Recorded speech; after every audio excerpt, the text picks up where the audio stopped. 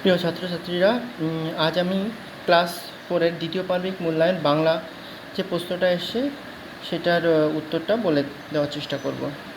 1 নম্বরে আছে সঠিক উত্তরটি তলায় দাগ দাও। উবা কাঠকুটো দিয়ে ছবি আঁকতে ওস্তাদ। খ দাগে হবে হাড়ভাঙা পাতার গাছ শুষ্নি পাহাড়ের মাথায় পাওয়া যায়।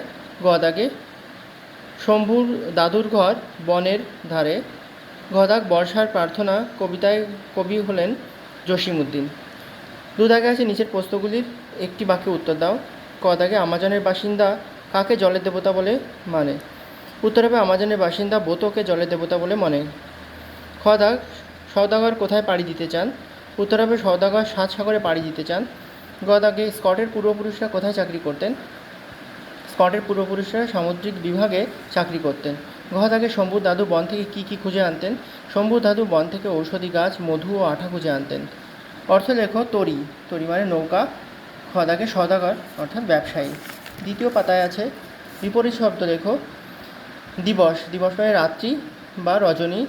খ দাগে আছে চালাক, চালাকের বিপরীত সরল বা বোকা। সন্ধি বিচ্ছেদ করো। ক দাগে বিদ্যালয়, বিদ্যা যোগালয়। খ দাগে হচ্ছে মেঘাচ্ছন্ন, মেঘ যোগাচ্ছন্ন। বাক্য রচনা করো। ক দাগে আবিষ্কার, গ্যালিলিও দূরবীন আবিষ্কার করেন। খ দাগে গৌরব, রবীন্দ্রনাথ ঠাকুর আমাদের দেশের গৌরব। 7 দাগে আছে যে কোনো একটি প্রশ্নের উত্তর দাও। ছেলেবেলা থেকে সামুদ্রিক অভিযানে স্কটের আগ্রহ ছিল কেন? খ দাগে আছে আমি সাগর দিকে পাড়ি দেব। কবিতার কথক কাদের জলদস্যু বলে বলতেন? তাদের জন্য তিনি কাদের পাহারা রেখে যেতেন? উত্তর কবিতার কথক হাঙর, তিমি, কুমিরকে জলদস্যু বলতেন। তাদের জন্য তিনি সিন্ধু, গাজী, মল্লা মাঝি ও নৌসেনা জেলেকে পাহারায় রেখে যেতে চান। 8 দাগে যে কোনো একটি বিষয় অনুচ্ছেদ লেখো। আমাদের বিদ্যালয় অথবা তোমার দেখা একটি মেলা। উত্তর হবে আমাদের বিদ্যালয়ে। এখানে লেখা আছে আমাদের বিদ্যালয়ের নাম বৈরগাছি প্রাথমিক বিদ্যালয়। আমাদের বিদ্যালয়ে 5 জন শিক্ষক শিক্ষিকা আছেন, 110 জন ছাত্রছাত্রী আছেন। আমাদের বিদ্যালয়ে একটি বড় খেলার মাঠ আছে এবং গ্রন্থাগার আছে। আমাদের বিদ্যালয়ের চারিপাশে সবুজে ঘেরা।